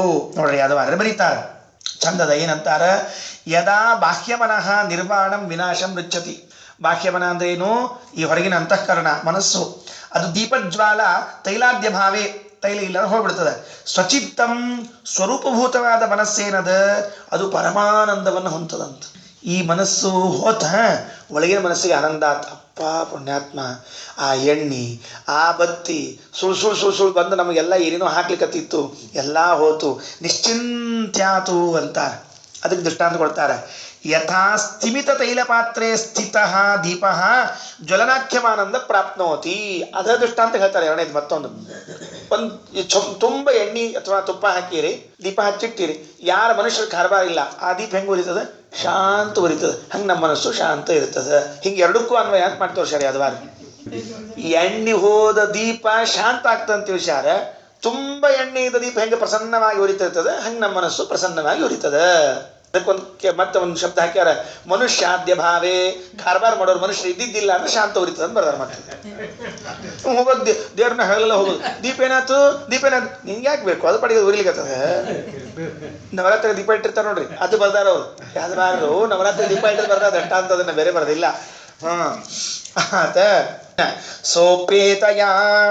ಸೋಪೇತಯಾ ಚರಮಯಾ ಮನಸೋ ನಿವೃತ್ಯ ತಸ್ಮಿನ್ ಮಹಿಮ್ಯವತಿ ಸತ್ಸುಖ ದುಃಖ್ಯ ಬಾಹ್ಯ ಹೇತುತ್ವಮಪ್ಯಸತಿ ಕರ್ತರಿ ದುಃಖಯೋರ್ನಃ ಸ್ವಾತ್ಮನ್ ವಿಧತ್ತ ಉಪಲಬ್ಧ ಪರಾತ್ಮ ಕಷ್ಟ. ಏನಾತೀಗ, ಇವನಿಗೆ ಎಲ್ಲ ದುಃಖಗಳು ಹೋಗ್ತದಂತೆ. ಯಾಕ, ತಸ್ಮಿನ್ ಮಹಿಮ್ನಿ ಅವಸಿತ, ಭಗವಂತನ ಮಹಿಮೆಯಲ್ಲೇ ಮಗ್ನನಾಗಿರುವಂತಹ ಇವನಿಗೆ ಸೋಪೇತಯ ಚರಮಯ ಮನಸಾ ನಿವೃತ್ಯ, ಕೊನೇ ಮನಸ್ಸು, ಚರಮ ಮನಸ್ಸು, ಚರಮ ದೇಹ ಅಂತ ಹೆಂಗಿರ್ತದೆ ಹಂಗೆ ಚರಮ ಮನಸ್ಸು ಅಂತ ಒಂದು ಶಬ್ದ ಆಡ್ತಾನೆ ದೇವರು. ಸಹಜದ. ಯಾವಾಗ ಮನಸ್ಸು ಪೂರ್ಣ ನಾಶ ಆಗ್ತದೋ ಆಗ ಸ್ವರೂಪ ಮನಸ್ಸು ಕೆಲಸ ಮಾಡ್ಲಿಕ್ಕೆ ಶುರು ಮಾಡಬೇಕು. ಈ ಬಾಹ್ಯ ಮನಸ್ಸು ಇರೋ ಅಷ್ಟು ದಿವಸ ಸ್ವರೂಪ ಮನಸ್ಸು ಏನೂ ಕೆಲಸ ಮಾಡಂಗಿಲ್ಲ. ಏನು ಅಂದ್ರೆ ಏನೂ ಮಾಡಂಗಿಲ್ಲ. ಅದಕ್ಕೆ ಅದು ಹೋದ ಮೇಲೆ ಇದು ಕೆಲಸ ಮಾಡ್ತದೆ. ಸುಖ ದುಃಖ ಬಾಹ್ಯೆ. ಇದೇನು ಸುಖ ದುಃಖಗಳಿತ್ತೋ ಅದರಿಂದ ಬಾಹ್ಯ ಆಗಿಬಿಡ್ತದೆ. ಸನ್ಯಾಸ ತಗೊಂಡ ಅಂದ್ರೆ ಎಲ್ಲರಿಂದ ಬಾಹ್ಯವ. ಹಂಗೆ ಸುಖ ದುಃಖದಿಂದ ಬಾಹ್ಯ ಆಗಿಬಿಡ್ತದೆ. ಕರ್ತೃತ್ವಾಭಿಮಾನ ಹೋಗ್ತದೆ.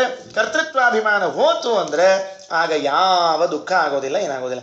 ಎಲ್ಲಿ ತನಕ ಕರ್ತೃತ್ವಾಭಿಮಾನ ಅದ ಅಲ್ಲಿಯವರೆಗೇನೆ ಸುಖ ದುಃಖಗಳು. ಕರ್ತೃತ್ವಾಭಿಮಾನ ಹೋತು ಅಂದ್ರೆ ಸುಖ ದುಃಖ ಇಲ್ಲ. ಕರ್ತೃತ್ವಾಭಿಮಾನ ಯಾಕೆ ಹೋತು, ಮನಸ್ಸು ಹೋತು. ಮನಸ್ಸು ಯಾಕೆ ಹೋತು, ಸಮಾಧಿ ಧಾರಣ ಮಾಡಿರಿ. ಆ ಧಾರಣಾಧ್ಯಾನ ಸಮಾಧಿಯಿಂದ ಮನಸ್ಸು ನಷ್ಟ ಆತು. ನಷ್ಟ ಆದ್ಕೊಳ್ಳಿ ಕರ್ತೃತ್ವಾಭಿಮಾನ ಹೋತು.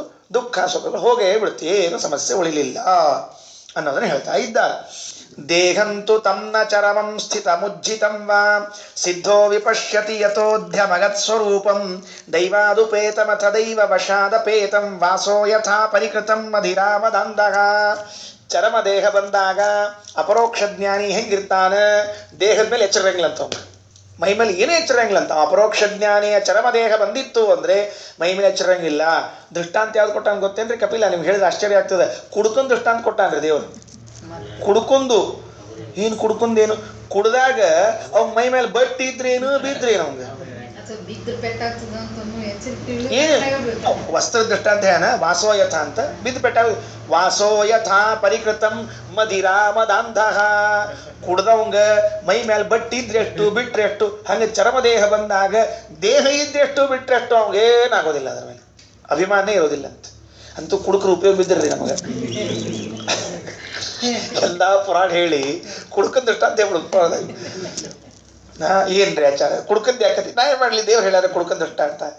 ಕುಡ್ಕಂದ್ ದೃಷ್ಟಾಂತ ಯಾರಿಗೆ? ಚರ್ಮದೇಹ ಬಂದವಂಗ. ಅದಕ್ಕೆ ಅದನ್ನ ತಿಳ್ಕೊಳ್ರಿ. ದೇಹಂತು ತಮ್ಮ ಚರಮಂ ಸ್ಥಿತಮುಜ್ಜಿತಂಬ, ಸ್ಥಿತಂ ಉಜ್ಜಿತಂಬ. ಆ ದೇಹ ಇರ್ಲಿ ಇಲ್ಲದೆ ಹೋಗ್ಲಿ ಅವನಿಗೆ ಏನಾಗೋದಿಲ್ಲ, ಏನೂ ಆಗೋದಿಲ್ಲ. ದೇಹೋಪಿ ದೈವವಶಃ ಖಲು ಕರ್ಮ ಯಾವತ್ ಸ್ವಾರಂಭಕಂ ಪತಿ ಸಮೀಕ್ಷತ ಏವ ಸಾಸು ತಂ ಸ ಪ್ರಪಂಚಮಧಿರೂಢ ಸಮಾಧಿಯೋಗ ಸ್ವಪ್ನಂ ಪುನರ್ನ ಭಜತೆ ಪ್ರತಿಬುದ್ಧವತ್ಸಹ. ದೈವವಶವಾದ ಈ ದೇಹ ಕರ್ಮ ಯಾವತ್, ಎಲ್ಲಿವರೆಗೆ ಪ್ರಾರಬ್ಧ ಕರ್ಮ ಅದ ಅಲ್ಲಿವರೆಗೆ ಇರ್ತದ. ಸ್ವಾರಂಭಕಂ ಪ್ರಸಮೀಕ್ಷ, ಅದನ್ನ ಅದು ದೇಹ ಬರ್ಲಿಕ್ಕೇನು ಕಾರಣ ಇತ್ತೋ ಅಷ್ಟರ ತನಕ ಇರ್ತದ. ಅದು ಹೋತು ಅಂದ್ರೆ ಯಾವುದು ಉಳಿಯೋದಿಲ್ಲ. ಹೆಂಗ ಸ್ವಪ್ನದಲ್ಲಿ ಕಂಡ ಎಲ್ಲ ವಸ್ತುಗಳು ಎಚ್ಚರ ಆದ ಕೂಡಲೇ ಹೋಗ್ತಾವೋ ಹಂಗೆ ಈ ವ್ಯಕ್ತಿ ಚರ್ಮದೇಹ ಹೋದ ಕೂಡಲೇ ಏನು ಬೇಕಾಗಿಲ್ಲ. ಹೆಂಗ ಮಕ್ಕಳಿಂದ ಹಣದಿಂದ ನಾವು ಪ್ರತ್ಯೇಕ ಇದ್ದೀವಿ, ಹಂಗ ಆ ಅಪರೋಕ್ಷ ಜ್ಞಾನಿಗೆ ಈ ದೇಹದಿಂದ ನಾನು ಭಿನ್ನ ಎಂಬ ಜ್ಞಾನ ಇರ್ತದೆ. ನಮಗಾಗೋದಿಲ್ಲ, ನಮ್ಗೆ ಬರೋದಿಲ್ಲ. ಮತ್ತೆ ಅಪರೋಕ್ಷ ಜ್ಞಾನ ಆದ ವ್ಯಕ್ತಿಗೆ ಚರ್ಮದೇಹ ಬಂದಾಗ, ಚರ್ಮದೇಹದವರೆಗೆ ಒಳಗೆ ಬಂದಿರ್ತದೆ ಜ್ಞಾನ, ಚರ್ಮದೇಹ ಬಂದಾಗ ಪ್ರಸಂಗದ ಅದನ್ನು ಹೇಳಿಗತ್ತೀನಿ. ಅಪರೋಕ್ಷ ಜ್ಞಾನೋತ್ತರದಲ್ಲಿ ಮಾತ್ರ ನಾನು ಬೇರೆ ದೇಹ ಬೇರೆ ಎಂಬುವಂತಹ ಜ್ಞಾನ ಗಟ್ಟಿ ಆಗ್ತದೆ. ಈಗ ಬರೀ ಕೇಳಿ ಕೇಳಿ ಭಯಪಟ್ಟು ಮಾಡಿದ್ ನಾವೆಲ್ಲ. ಈಗೇನದ ನಾ ಬೇರೆ ದೇಹ ಬೇರೆ, ನಾದೇ ಉಪನ್ಯಾಸದಾಗ ಕೇಳಿ ಕೇಳಿ ಕೇಳಿ ಕೇಳಿ ಸಂಸ್ಕಾರ ಆಗ್ಯದ. ಆ ಸಂಸ್ಕಾರದಿಂದ ಯಾಂತ್ರಿಕವಾಗಿ ನಮ್ಮ ಬಾಯಾಗಿನ ಬರ್ತದೆ. ನೆನ್ಪಿಟ್ಕೊಳ್ರಿ, ವಸ್ತುಸ್ಥಿತಿ ಭೇದ ಜ್ಞಾನ ಆಗಿಲ್ಲ ನಮ್ಗೆ ಇನ್ನೂ. ಭೇದ ಜ್ಞಾನ ಆಗಿದ್ರೆ ದೇಹಕ್ಕೆ ಪೆಟ್ಟಾದ್ರೆ ನಾವು ದುಃಖ ಪಡಬಾರ್ದಾಗಿತ್ತು. ದುಃಖ ಪಡ್ತೀವಿ ಅಂದ್ರೆ ಭೇದ ಜ್ಞಾನ ಆಗಿಲ್ಲ ಅಂತ ಅರ್ಥ. ಅದಕ್ಕೆ ಏನೇನು ಕೇಳ ತಿಳಿತದಲ್ಲೋ. ಅದರಿಂದ ಈಗೇನದ, ಇದು ದೇಹಾತ್ಮ ಭ್ರಮ, ದೇಹವೇ ಆತ್ಮ ಎಂಬ ಭ್ರಮ ಏನದ, ಇದು ಹೋಗೋದು ಯಾವಾಗ ಅಂದ್ರೆ ಅಪರೋಕ್ಷ ಜ್ಞಾನ ಆದ್ಮೇಲೆ ಹೋಗ್ತದೆ. ಇದರಂತೆ ಭಗವಂತನು ಕೂಡ ನಮ್ಮಿಂದ ಭಿನ್ನ ಇದ್ದಾನೆ. ದೇಹದಿಂದ ನಾವೇ ಭಿನ್ನ ಇದ್ದೀವಿ ಅಂದ್ರೆ ಪರಮಾತ್ಮ ನಮ್ಮಿಂದ ಭಿನ್ನ ಇರ್ಲಿಕ್ಕೆ ಸಾಧ್ಯ ಇಲ್ಲ. ಹೆಂಗ ಬೆಂಕಿಯಿಂದ ಕಿಡಿಗಳು ಭಿನ್ನ ಇವೆಯೋ, ಹೊಗೆಯಿಂದ ಭಗವಂತ ಭಿನ್ನ ಇದ್ದಾನೋ ಹಂಗ. ಇನ್ನ ಅಪ್ಯಾತ್ಮತ್ವೇನ ಅಭಿಮತ ದಾಹಕೋಗ್ನಿ ಪ್ರಸಂಗತಃ ಭೂತೇಂದ್ರಿಯ ಅಂತಃಕರಣ ಪ್ರಧಾನ ಜೀವ ಸಂಹಿತ ತಾತ್ಮ ತಥಾ ಪೃಥಗ್ದೃಷ್ಟ ಭಗವಾನ್ ಬ್ರಹ್ಮ ಸಂಹಿತ. ಬೆಂಕಿಯಿಂದ ಕಿಡಿಗಳು ಹೊಗೆಗಳು ಬೇರೆ ಇದ್ದಂತೆ ಈ ಪರಮಾತ್ಮನಿಂದ ಜೀವ ಆಮೇಲೆ ಪ್ರಕೃತಿಗಳು ಇವೆಲ್ಲವೂ ಕೂಡ ಏನಾಗ್ಯಾವ, ಬೇರೆ ಬೇರೆ ಆಗ್ಯಾವ. ಇಂಥಾದ್ಮೇಲೆ ಈ ಪರಮಾತ್ಮನನ್ನ ಎಲ್ಲ ಭೂತಗಳಲ್ಲಿ ಸ್ಮರಣೆ ಮಾಡಬೇಕು, ಎಲ್ಲ ಜೀವರಾಶಿಗಳಲ್ಲೂ ಸ್ಮರಣೆ ಮಾಡಬೇಕು. ವಾಸ್ತವಿಕವಾಗಿ ಭಗವಂತ ಒಬ್ಬನೇ ಇದ್ರೂ ಕೂಡ ಬೇರೆ ಬೇರೆ ಪದಾರ್ಥಗಳಲ್ಲಿ ಬಂದಾಗ ಬೇರೆ ಬೇರೆ ಕಾಣಿಸ್ತಾನಂತ. ಸ್ವಯೋನಿಷು ಯಥಾ ಜ್ಯೋತಿ ಏಕಂ ನಾನಾ ಪ್ರತೀಯತೆ. ಒಂದು ದೀಪದನ ಅದು ಮೇಣಬತ್ತಿ ಹಚ್ಚಿದ್ರೆ ಸಣ್ಣ ಕಾಣಿಸ್ತದೆ, ಆಮೇಲೆ ಒಂದು ಕಟ್ಟಿಗೆ ಹಚ್ಚಿದ್ರೆ ದೊಡ್ಡ ಕಾಣಿಸ್ತದೆ. ಅದ್ರೊಳಗೆ ಏನು ವ್ಯತ್ಯಾಸ ಇಲ್ಲ, ಮತ್ತೆ ಎದ್ರೊಳಗೆ ವ್ಯತ್ಯಾಸ ಇಲ್ಲ, ದೀಪದಾಗ ಏನು ವ್ಯತ್ಯಾಸ ಇಲ್ಲ. ಆ ಸ್ಥಾನ ಭೇದ ಆದ ಕೂಡಲೇ ವ್ಯತ್ಯಾಸ ಬಂತೇನೋ ಅಂತ ಅನಿಸ್ತದೆ. ಹಂಗೆ ಪರಮಾತ್ಮನು ಕೂಡ ಎಲ್ಲ ಭೂತಗಳಲ್ಲಿ ಇದ್ದುದರಿಂದ ಬೇರೆ ಬೇರೆ ಅಂತ ಅನಿಸ್ತದ. ಯೋನೀನಾಂ ಗುಣವೈಷಮ್ಯ ತಥಾತ್ಮ ಪ್ರಕೃತೌ ಸ್ಥಿತ. ಪ್ರಕೃತಿಯಲ್ಲಿ ಇದ್ದ ಭಗವಂತ ಯೋನೀನಾಂ ಗುಣವೈಷಮ್ಯ, ಇದರದ್ದು ಹುಟ್ಟು ಬೇರೆ ಬೇರೆ ಇದ್ದುದರಿಂದ ಅಲ್ಲಲ್ಲಿದ್ದ ಭಗವಂತ ಹಾಗೆ ಕಾಣಿಸ್ತಾ ಇದ್ದಾನೆ. ತಸ್ಮಾದಿಮಾಂ ಸ್ವಾಂ ದೇವೀಂ ಸದಸದಾತ್ಮಿಕಾಂ ದುರ್ವಿಭಾವ್ಯ ಪರಾಭಾವ್ಯಂ ಸ್ವರೂಪೇಣ ಅವತಿಷ್ಠತೆ. ಭಗವಂತ ಈ ಪ್ರಕೃತಿಯನ್ನ ಮೀರಿ ನಿಂತವು. ನನಗೇನು ಪ್ರಕೃತಿಯ ಬಂಧನ ಇಲ್ಲ. ನೋಡ್ರಿ ಎಷ್ಟು ಚೆನ್ನಾಗಿ ಹೇಳಿದ್ದಾರೆ. ಪ್ರಕೃತಿಂ ಪರಾಭಾವ್ಯ ತದುತ್ತಮತ್ವೇನ ಸದಾ ಅವತಿಷ್ಠತೆ. ಪ್ರಕೃತಿಯನ್ನ ಸೋಲಿಸಿ, ಅಥವಾ ಜೀವಾಚ್ಛಾದಿಕ ಪರಮಾಚ್ಛಾದಿಕಗಳು ಜಡ ಪ್ರಕೃತಿಗಳೇನವ ಇವನ್ನೆಲ್ಲವನ್ನ ಪರಮಾತ್ಮ ಸೋಲಿಸಿ ಮೇಲೆ ತನ್ನ ರೂಪದಲ್ಲಿ ತಾನು ನಿಂತ್ಕೊಂಡಿದ್ದಾನೆ. ಅದರಿಂದ ನಾವೇನು ತಿಳಿಬೇಕು? ದೇವರು ಕೊನೆಗೆ ಉಪದೇಶ ಮಾಡ್ತಾನೆ ಈ ಅಧ್ಯಾಯ. ಅನ್ವಯಂ ವ್ಯತಿರೇಕಾಚ್ಯ, ಅನ್ವಯ ವ್ಯತಿರೇಕ ತಿಳ್ಕೊಬೇಕಂತ. ನಾನು ಇವುಗಳಿಂದ ಭಿನ್ನ ಇದ್ದೀನಿ, ಇವು ಹೋದ್ರೂ ನಾ ಇರ್ತೀನಿ, ನಾ ಹೋದ್ರೂ ಇವು ಇರ್ತಾವ ಅಂದಮೇಲೆ ಇವು ನಮ್ದು ಅಲ್ಲ. ಇದನ್ನ ದೃಷ್ಟಾಂತ ಕೊಟ್ಟಾರ ನೋಡ್ರಿ. ಎಲ್ಲಿ ದೃಷ್ಟಾಂತ ಕೊಟ್ಟಾರ, ಹೆಂಗೆ ಕೊಟ್ಟಾರ ಅಂತ ಹೇಳ್ತೀನಿ. ಪರಮಾತ್ಮ ಇವಿಲ್ದೇನೂ ಇರ್ತಾನೆ, ಇವು ಇದ್ದಾಗೂ ಇರ್ತಾನೆ, ನಾವಿದ್ದಾಗೂ ಇರ್ತಾವ, ನಾವಿಲ್ಲದೆ ಇದ್ದಾಗೂ ಇರ್ತಾವ. ಇದು ಅನ್ವಯ ಮತ್ತು ವ್ಯತಿರೇಕ ವ್ಯಾಪ್ತಿಗಳು. ಪರಮಾತ್ಮಂದು ಹೇಳ್ತಾರೆ, ಪ್ರಪಂಚ ಸಹಿತ ದೇಶ ಕಾಲಯೋ ತದ್ರಹಿತ ದೇಶ ಕಾಲಯೋಶ್ಚ ಹರೇಹೇ ಸತ್ವಾತ್. ಪ್ರಪಂಚ ದೇಶ ಕಾಲ ಇವುಗಳಿಂದ ಕೂಡಿದಾಗಲೂ ಭಗವಂತನ ಇದ್ದಾನೆ, ಇವುಗಳು ಇಲ್ಲದೇ ಇದ್ದಾಗಲೂ ಭಗವಂತನ ಇದ್ದಾನೆ. ಇದರ ಅರ್ಥ ದೇವರು ಸ್ವತಂತ್ರ ಇದ್ದಾನೆ, ಇವು ಯಾವ ಕೆಲಸಕ್ಕೆ ಬರಂಗಿಲ್ಲ. ನಾವು ಇದ್ದಾಗ ಇವು ನಮ್ಮ ಜೊತೆಗವ, ನಾವು ಹೋದ್ಮೇಲೆ ಇವು ಇಲ್ಲೇ ಅವ, ನಾವು ಅಷ್ಟೇ ಹೋಗಿ ಆಮೇಲೆ ಇವು ಅಸ್ವತಂತ್ರ, ಇವು ಅಸಾರ ಅವಸಾರ. ಇದನ್ನ ಯಾವಾಗ ಚಿಂತನೆ ಮಾಡಬೇಕು ಅಂದ್ರೆ ನಿದ್ರಾಂತೆ ಅಸ್ಯ ಅನುಚಿಂತಯೇತ್. ವಾಕ್ಯ ಹೊತ್ತಿ ನೋಡ್ರಿ. ನಿದ್ರಾಂತೆ ಬ್ರಾಹ್ಮಿ ಮುಹೂರ್ತೆ ಉತ್ಥಾಯ ಚಿಂತಯೇತ್. ಬ್ರಾಹ್ಮಿ ಮುಹೂರ್ತ ಗೆದ್ದು ದೇವರು ಸರ್ವ ವಿಲಕ್ಷಣ ಸರ್ವತಂತ್ರ ಸ್ವತಂತ್ರ, ನಾವಸ್ವತಂತ್ರರು, ಈ ಜಗತ್ತು ಅಸಾರ, ಯಯೇ ತತ್ಪರತಂತ್ರಂತು ಸರ್ವಮೇವ ಹರಿ ಸದಾ ವಶಮಿತ್ತೇವ ಜಾನಾತಿ ಸಂಸಾರಾನ್ ಮುಚ್ಚತೆ ಹಿ ಸಹ. ಆಚಾರ್ಯ ತತ್ವವಿವೇಕದ ಕೊನೆಯ ಶ್ಲೋಕದಲ್ಲಿ ಬರೀತಾರೆ, ಯಯೇ ತತ್ ಪರತಂತ್ರಂತು ಸರ್ವಮೇವ ಹರೇ ಸದಾ ವಶಮಿತ್ತೇವ ಜಾನಾತಿ. ಇದು ಹರಿಯ ವಶವಾಗ್ಯದ, ಪರತಂತ್ರ ಆಗ್ಯದ ಅಂತ ಯಾರು ಚಿಂತನೆ ಮಾಡ್ತಾರೋ ಅವರು ಮೋಕ್ಷವನ್ನು ಪಡೀತಾರೆ. ವಿಜಯಧ್ವಜ ತೀರ್ಥರು ಬರೀತಾರೆ, ಏತತ್ ಹರಿಪ್ರಸಾದ ಜನಕಂ. ಯಾವ್ದು ಹರಿಪ್ರಸಾದ ಜನಕ? ಭಗವಂತ ಸ್ವತಂತ್ರ ಇದ್ದಾನೆ, ಈ ಜಗತ್ತು ಅವನಿಗೇನು ಬೇಕಾಗಿಲ್ಲ, ನಾವು ಇದು ಅಸ್ವತಂತ್ರ ಇದ್ದೀವಿ, ಅವನ ಅಧೀನ ಇದ್ದೀವಿ, ಹಿಂಗೆಲ್ಲ ಚಿಂತನೆ ಮಾಡೋದೇನದ ಇದು ಹರಿಪ್ರಸಾದ ಜನಕ ಅಂತ ವಿಜಯಧ್ವಜ ತೀರ್ಥರು ಬರೀತಾರೆ. ಅಲ್ಲಿಗೆ 29 29 ಅಂದ್ರೆ ಎಷ್ಟು? 29 ಅಧ್ಯಾಯ ಮುಕ್ತಾಯವಾಯಿತು. ಶ್ರೀಕೃಷ್ಣ ಅರ್ಪಣ ಮಸ್ತು. ಉಳಿದ ಜನ್ಮ ನಾನು ಅಂತ. ಒಂದೇ ಶ್ಲೋಕ ಆಗಿತ್ತು. ಹೌದು, ಈಗೆಲ್ಲ ಒಟ್ಟು ಹೇಳಿದ್ರು ಕೂತ್ಕೊಂಡು.